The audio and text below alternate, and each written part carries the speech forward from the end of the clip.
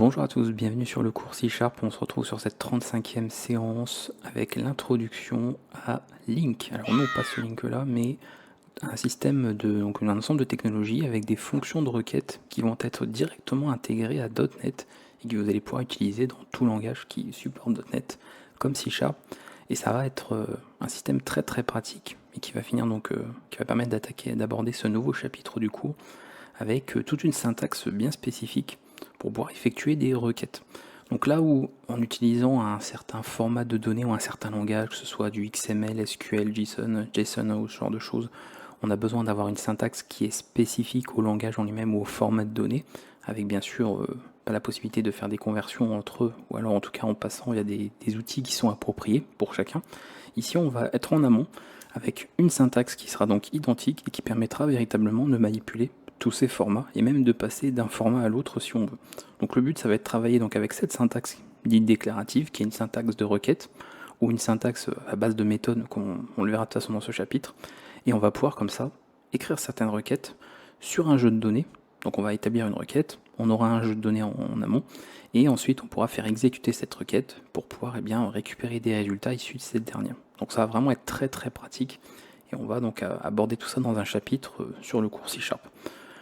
Il faut savoir également l'intérêt de ce système de requête, c'est d'avoir de la vérification de type. Comme on va enregistrer notamment notre requête, on va la déclarer dans une variable, on aura bien sûr une vérification, donc un typage propre à C# qui sera effectué, puisqu'on va manipuler en fait que des objets ici C#, et non pas d'autres choses. Donc on aura une bonne vérification des types, et ça c'est vraiment intéressant de ce point de vue-là. Et on va également pouvoir bien sûr travailler, comme je vous le disais, donc avec les différents types de données, passer de l'un à l'autre. On pourra par exemple travailler avec des données même issues des collections qu'on va pouvoir retrouver en C# et dans plein d'autres systèmes là. Comme ici il s'agit d'une introduction, on va juste faire en sorte que un exemple de code très simple fonctionne de votre côté, et comme ça on pourra passer pour la suite où je vais prendre le temps, bien sûr, dans d'autres vidéos, d'énumérer certaines choses, et on va aborder plus en détail en tout cas ce concept là. On va commencer déjà par inclure ce qu'il nous faut, donc on va inclure, alors pour l'exemple, en tout cas ça nous servira plus tard, mais je vous les montre éventuellement. On travaillera par la suite avec des collections, donc on pourra intégrer bien sûr, comme d'habitude, les génériques ici. Et ce qui va être intéressant pour l'usage de Link, bien sûr, c'est de l'importer lui aussi, savoir celui-ci. Donc normalement, si vous avez les inclusions implicites, ça devrait logiquement être pris en compte automatiquement. Sinon, vous pensez ajouter le bon import et il n'y aura pas de problème là-dessus. Je vais écrire un exemple très simple. Il y a évidemment une partie que vous ne comprendrez pas parce que ça va être tout nouveau. C'est juste de voir que cela fonctionne et que vous voyez un petit peu rapidement un exemple. Mais on va bien sûr voir tout ça en détail dans les prochaines séances de la playlist. Donc ici, je vais partir en tout cas 3 étapes. D'accord. Donc comme je vous ai dit, on a soit un système, donc une syntaxe à travers des requêtes, ou alors en passant par une syntaxe dite de méthode. Donc on abordera les deux, sachant qu'après, on va dire le choix se fera selon vos préférences. Mais on va retrouver en tout cas notre système sous 3 étapes. D'abord, les données qu'on va vouloir manipuler. Donc moi ici, je vais faire par exemple un tableau de chaîne de caractères. Encore une fois, on pourra travailler avec toute autre chose, avec encore une fois du format XML, du JSON avec une collection, avec quoi que ce soit, même avec du SQL si vous voulez. On pourrait travailler vraiment différents formats de données ou différents langages aussi en amont. Donc là par exemple, je vais mettre quelque chose comme ça. On va faire, voilà, ici je vais mettre Sharp, alors non c'est celui-ci, je vais enlever. Voilà, je fais un tableau donc avec un certain nombre de langages de programmation qu'on a ici. C'est la première étape, d'accord. Donc on va dire nos données. Et ensuite, nous allons avoir la seconde étape qui est la requête, proprement dite. Et on aura bien sûr l'exécution de la requête, parce que ce n'est pas au moment où vous écrivez cette requête qu'elle est exécutée, c'est au moment où on va la traiter notamment dans une boucle itérative. C'est là qu'on aura celle-ci qui va être appliquée. On va écrire notre requête très simplement. Donc moi je vais appeler par exemple filtered languages, puisqu'on va juste filtrer en fait certain nombre ici d'éléments, et on va écrire une requête. Donc évidemment, si vous faites du SQL, vous connaissez, ça va aller très très parlant en termes de syntaxe. Si ce n'est pas le cas, ce n'est pas grave, vous n'avez pas besoin de connaître SQL pour faire en tout cas, alors sauf si vous voulez manipuler du SQL évidemment, mais sinon je veux dire que Link c'est autre chose, ce n'est pas du SQL, même si la syntaxe peut en tout cas y ressembler. Donc là nous allons marquer via un certain nombre de mots-clés qu'on abordera bien sûr plus tard dans le cours, en indiquant donc pour chaque élément de ce tableau, donc je vais faire ce type de syntaxe là, from, alors une variable temporaire que je vais appeler name, j'aurais pu l'appeler n'importe comment, bien évidemment.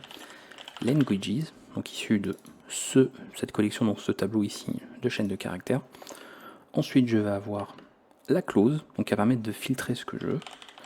Donc pour chaque nom, ici ce sont des chaînes de caractères, donc ce qu'on va faire, c'est de filtrer que les noms de langage qui commencent par un C. Donc logiquement, on devrait avoir C, C++ et C#. Donc on va utiliser par exemple une méthode comme start with. Voilà, on commence par un C majuscule. Ça voilà, on a ces derniers-là.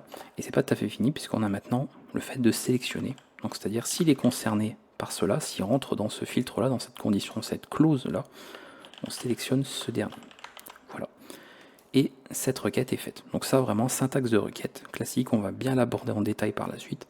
Et on mémorise tout ça dans une variable. Une fois qu'on a cette dernière, on a normalement récupéré donc tous les éléments, le résultat de cette requête, et nous allons l'exécuter. D'accord, on va vraiment s'occuper de l'exécution de celle-ci. Donc on va faire une petite boucle for each. On va récupérer, donc en tout cas afficher chaque nom, et voir un petit peu ce que nous renvoie le résultat de cette requête. Et on va tout bêtement afficher le nom à chaque fois qui va en ressortir.